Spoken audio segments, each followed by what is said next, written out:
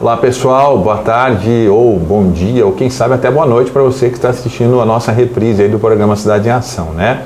Nós estamos ao vivo, agora são 12h09, sexta-feira, e nós temos como convidado especial de hoje o Dr. Roberto Zanoni Carrasco, que é advogado e presidente da OAB Ourinhos, né? Muito obrigado mais uma vez pela participação no programa.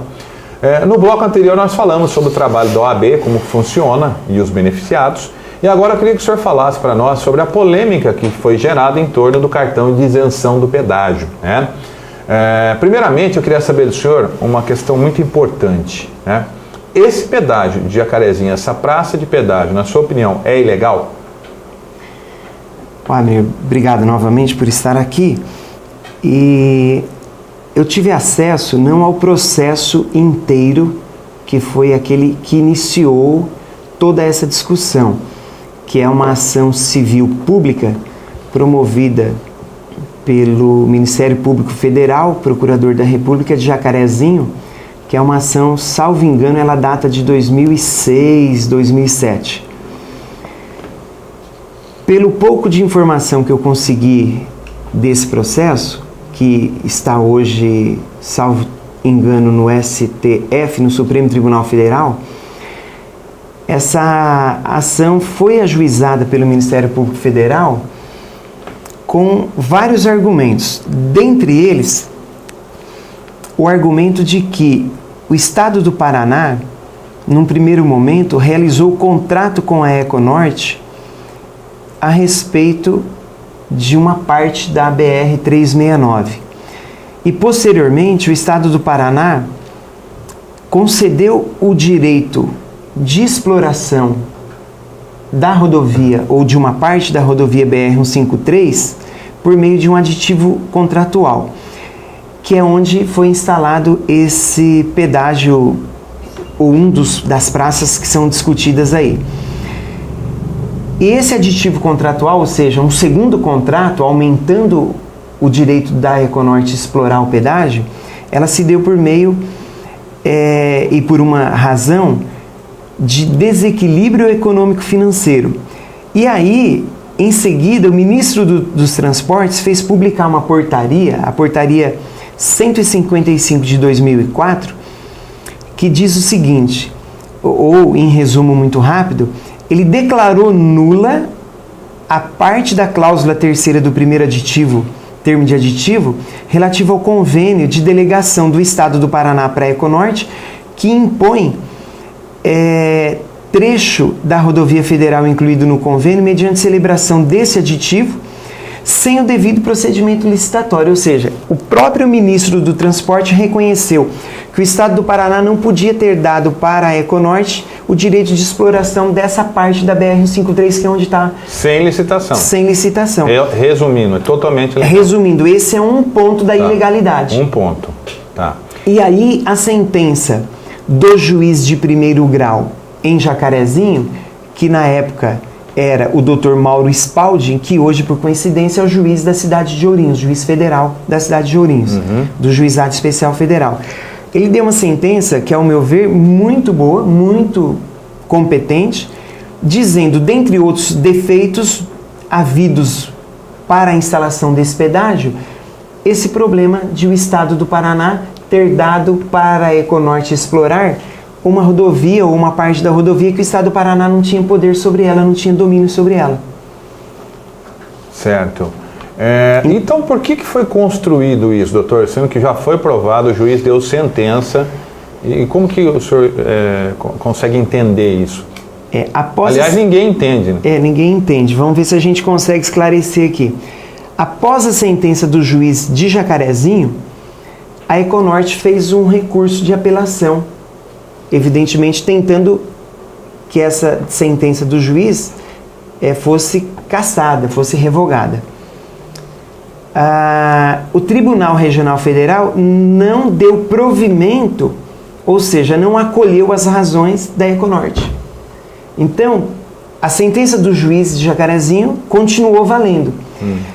Só que nesse intermédio, houve um recurso para o STJ, que é um recurso especial, mas também houve uma ação paralela em que a Econorte conseguiu uma liminar suspendendo o efeito dessa sentença. Então, enquanto essa decisão do juiz de primeiro grau não transitar em julgado, não vale a sentença dele. Existe uma ação cautelar promovida que está no STF, quero não estar enganado, que foi dada uma liminar pelo ministro, me fugiu o nome agora, mas eu vou lembrar, foi dada uma liminar e que suspendeu a decisão do juiz. Então o juiz mandou tirar o pedágio, mas tem uma decisão de um juiz acima, que é um ministro, dizendo que por hora essa decisão do juiz não vale.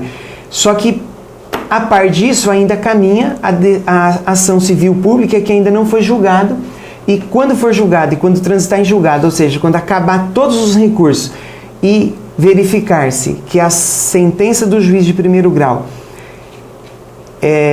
contra ela não cabe mais recurso, essa liminar que foi dada na ação cautelar, me parece que foi o ministro Gilmar Mendes do STF, e que agora esse processo foi feito um embargo de declaração, ou seja, um recurso contra a liminar que suspende a decisão do juiz de primeiro grau, tentando fazer com que essa liminar seja afastada. Se ela for afastada,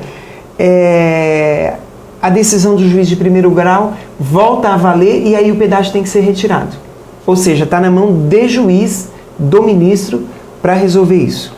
Muito bem, Dr. Carrasco. Agora é o seguinte, o deputado federal Capitão Augusto conseguiu uma liminar também, permitindo que cidadãos adquiram um cartão de isenção à taxa do pedágio, né? Nós sabemos, o assessor do deputado esteve aqui quarta-feira falando que tem uma média de 1.000 pessoas aguardando a chegada desse cartão. O que eu quero saber é o seguinte, tá aí o modelo do cartão, né? A concessionária responsável pelo pedágio pode entrar com uma ação contra a medida, né? Como já aconteceu, né? E as pessoas foram orientadas a fazer esse pedido via internet sem a ajuda de um advogado. Por isso que criou-se toda uma polêmica, né? Eu queria que o senhor explicasse sobre essa questão, né? Das pessoas fazerem essa ação através da internet sem o auxílio de um advogado. Quais os riscos que eles estão correndo? Como, por exemplo, agora tem cartões que já estão sendo desativados, né? Por liminares.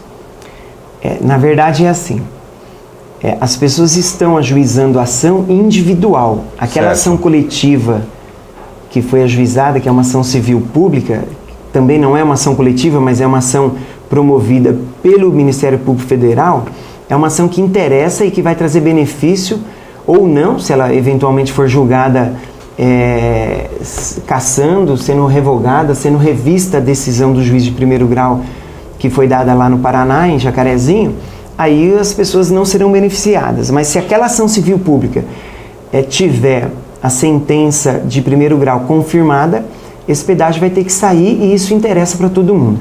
O que está acontecendo em Ourinhos são essas informações para que as pessoas procurem a Justiça Federal, o Juizado Especial Federal, para o ajuizamento de ação individual. As informações para que as pessoas procurem o juizado e que elas não precisam de advogado, ela precisa ser vista de um modo muito cauteloso. Primeiro, que ninguém pode dar informação sob consulta, sob título de consulta, sob título de orientação jurídica, senão o próprio advogado. Qualquer pessoa que dê orientação jurídica que não seja advogado, em tese, ele está praticando crime de exercício irregular de profissão. Essas informações que eu escutei, como você acabou de dizer, que tem saído inclusive no Facebook,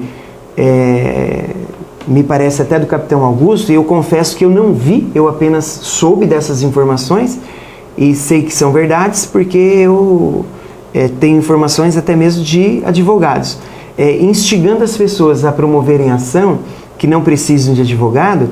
Ela em parte é verdade, ou seja, as pessoas podem realmente ir até a Justiça Federal, e me parece até que tudo isso ocorre pelo processo eletrônico, digital. Então a pessoa até não precisa ir na justiça, ela, pela casa dela, ela consegue acessar o site do Tribunal da Justiça Federal e promover essa ação contra o pedágio. Só que ocorrem daí, não é simplesmente você ajuizar a ação, daí tem uma série de problemas ou questões que as pessoas precisam ser melhor esclarecidas. É verdade. Dá licença só um pouquinho, eu preciso chamar um intervalo. Sim. Você vai esclarecer isso para nós daqui a pouco, você que está assistindo o programa. Fique ligado, é muito importante isso que o Dr. Roberto Carrasco vai falar agora, que são as questões jurídicas, né, no caso de uma liminar que a Econorte está entrando para derrubar a validade desse cartão de isenção, né? Então daqui a pouquinho, depois do intervalo, nós vamos ficar sabendo. O Nick pediu para a gente chamar o intervalo, para o tempo do nosso programa sair bonitinho. Então daqui a pouco o Dr. Roberto vai falar para a gente sobre essa questão muito importante. Fique ligado, o Zap Zap na tela, se você quiser participar, só enviar uma mensagem para nós. Até daqui a pouquinho.